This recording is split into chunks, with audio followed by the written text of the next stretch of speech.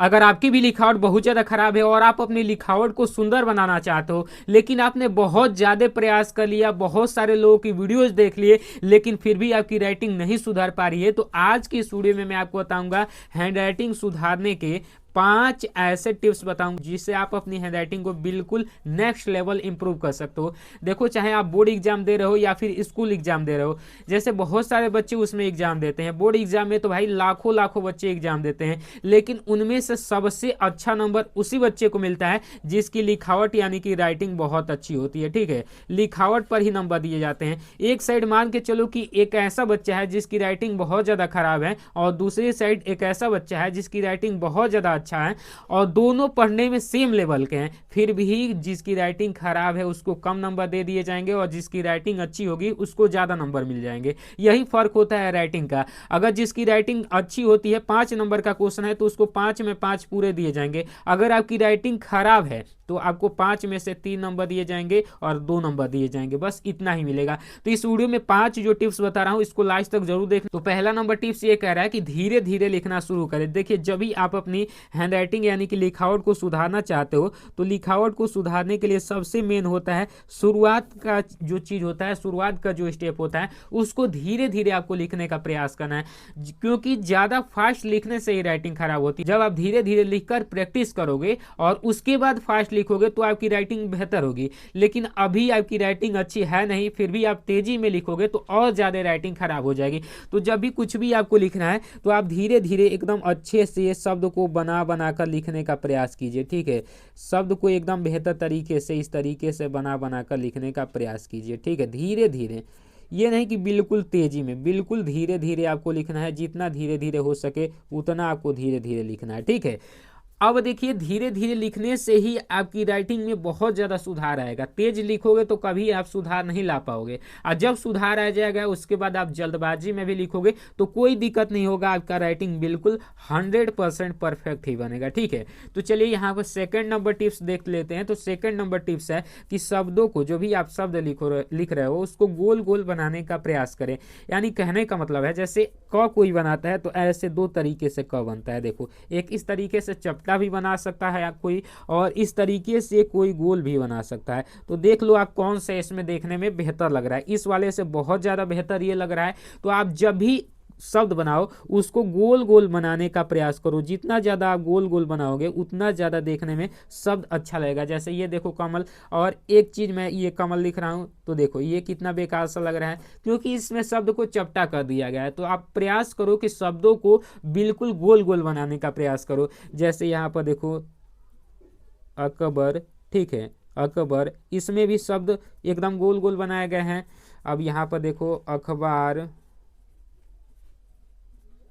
शब्द को जितना ज़्यादा गोल गोल बनाओगे उतना राइटिंग आपका देखने में बेहतर लगेगा। ठीक है, इस तरीके से आप इंग्लिश की भी राइटिंग देख लो, तो इंग्लिश के राइटिंग में भी शब्दों को गोल गोल बनाना बहुत ज़्यादा ज़रूरी है। ठीक है, इसमें भी शब्द को गोल गोल बनाओगे तो राइटिंग देखने में अच्छी लगेगी। ठीक है, यहाँ पर देखो,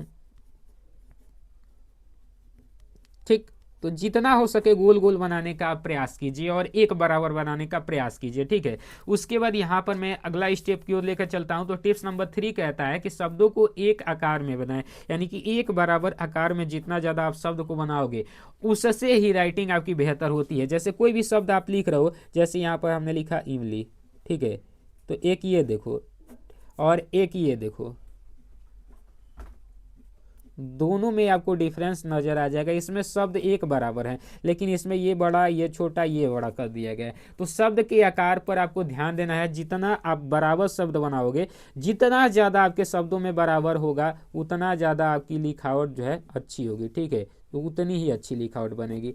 तो शब्द के आकार को एक बराबर रखो। चाहे आप इंग्लिश की भी राइटिंग लिख रहे हो तो इंग्लिश के भी राइटिंग में यहाँ पर देखो, इंग्लिश के भी राइटिंग में शब्द को एक बराबर बनाना बहुत ज़्यादा ज़रूरी है। ठीक है, तो शब्द को एक बराबर जरूर बनाइए। देखो यहाँ पर ऊपर से सारे ही शब्द एक बराबर आकार में बनाए गए हैं। तो यहाँ पर देख लो आप, तो इस तरीके से एक बराबर आकार में आपको शब्द बनाने हैं। उसके बाद फोर्थ नंबर टिप्स ये कहती है कि शब्दों के जो बीच का जो डिस्टेंस यानी कि दूरी है इसको भी आपको एक बराबर रखना है। कैसे इसको एक बराबर बनाओगे, देखो शब्दों के बीच का डिस्टेंस क्या होता है, जैसे ये हमने ये एक वर्ड हो गया और ये दूसरा का वर्ड हो गया, इसके बीच का ये जो डिस्टेंस है ये वाला, इसी को शब्दों के बीच का डिस्टेंस बोलते हैं। तो इसको देखो कितना रखना है, जैसे मैं लिख रहा हूं कि मोहन सोहन दोस्त हैं। तो ये देखो ये कितना ज्यादा डिस्टेंस हो गया। लेकिन अब देखो, अब मैं लिख रहा हूं इसी चीज को यहां पर नीचे कि मोहन सोहन दोस्त हैं। ये देखो कितना आपको देखने में बेहतर लग रहा है। तो ज़्यादा डिस्टेंस नहीं होना चाहिए, डिस्टेंस आपको एक पेन का रखना है, यानी कि एक पेन बस उसमें अट जाए, बस इतना ही आपको डिस्टेंस रखना है। ज़्यादा डिस्टेंस रखोगे राइटिंग देखने में काफ़ी ज़्यादा भद्दी और बेकार लगती है। तो एक पेन का आपको डिस्टेंस बनाना है, बेहतर तरीके से आपको लिखना है, आपकी राइटिंग देखने में बहुत अच्छी लगेगी। उसके बाद यहाँ पर देखो, यहाँ पर फिफ्थ नंबर टिप्स क्या कहता है, तो फिफ्थ नंबर टिप्स ये कहता है कि बिना काट पीट किए साफ साफ लिखने का प्रयास करें। जैसे बहुत सारे बच्चे क्या करते हैं, ऐसे कोई भी वर्ड, जैसे यहाँ पर लिख रहा है कि रोहन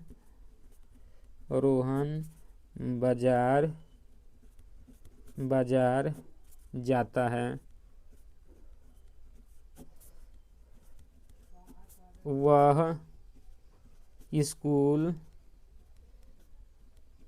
नहीं जाता